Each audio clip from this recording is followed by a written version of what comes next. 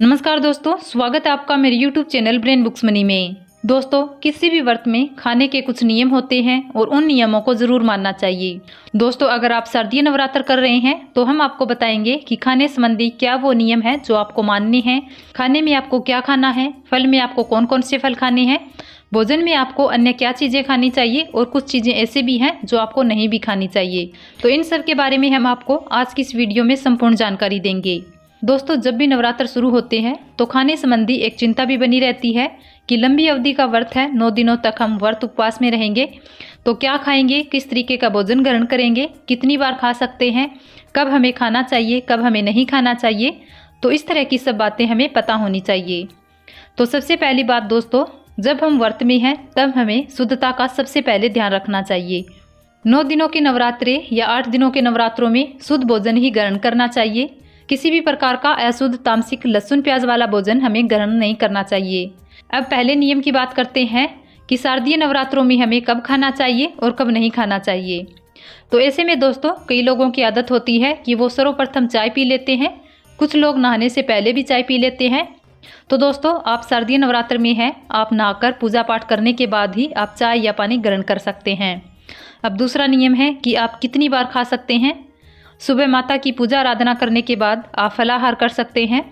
इसमें आप फलाहार ले सकते हैं, दूध ले सकते हैं, चाय ले सकते हैं, जूस ले सकते हैं। आप एक बार में जो संपूर्णता से लेना चाहते हैं वो ले सकते हैं।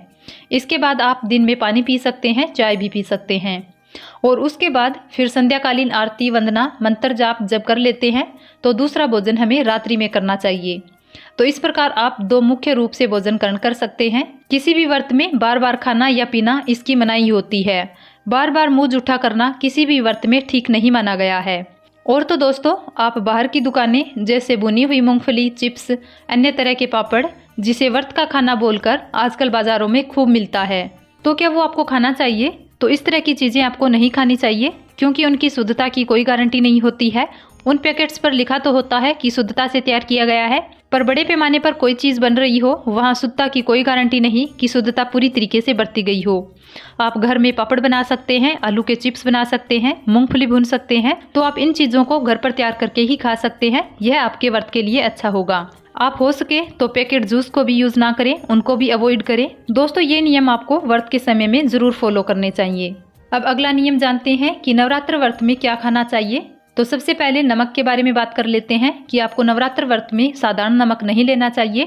आपको खाने में सेंधा नमक का ही प्रयोग करना है। अब जानते हैं कि खाना पकाते समय हमें कौन सा तेल इस्तेमाल करना चाहिए। तो दोस्तों, शुद्धता तो सबसे ज़्यादा देसी घी में होती है। आप इसी घी से भोजन पकाएं। अगर आप घी में नहीं बनाना चाहती है तो आप सूरजमुखी का तेल, बादाम का तेल, इस तेल से भी भोजन बना सकती हैं।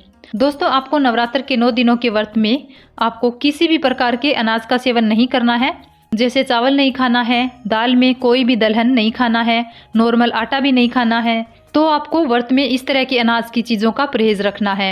अब आपको खाने में कुट्टू का आटा, इसकी रोटियां बनाकर खा सकते हैं। सिंघाड़े का आटा, इसकी रोटियां, पूरियां या पकौड़ियां बनाकर खा सकते हैं। समा के चावल, जिसे व्रत का चावल माना जाता है, वो खा सकते हैं। साबूदाने की नमकीन खिचड़ी सेंधा नमक के साथ बनाकर खा सकते हैं और साबूदाने की खीर भी बनाकर खा सकते हैं। तो आप ठोस आहार में ये चीज़ें खा सकते हैं। सब्जियों में भी सभी सब्जियां नहीं खाई जाती। बहुत सारी सब्जियां व्रत में खाना वर्जित माना गया है।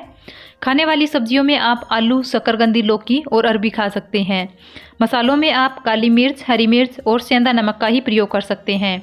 और जो भी आप खाना बनाएं उसमें अन्य कोई, जैसे कि हल्दी, जीरा, धनिया, किसी भी तरह का कोई गरम मसाला, ये सब आपको भोजन में इस्तेमाल नहीं करना है।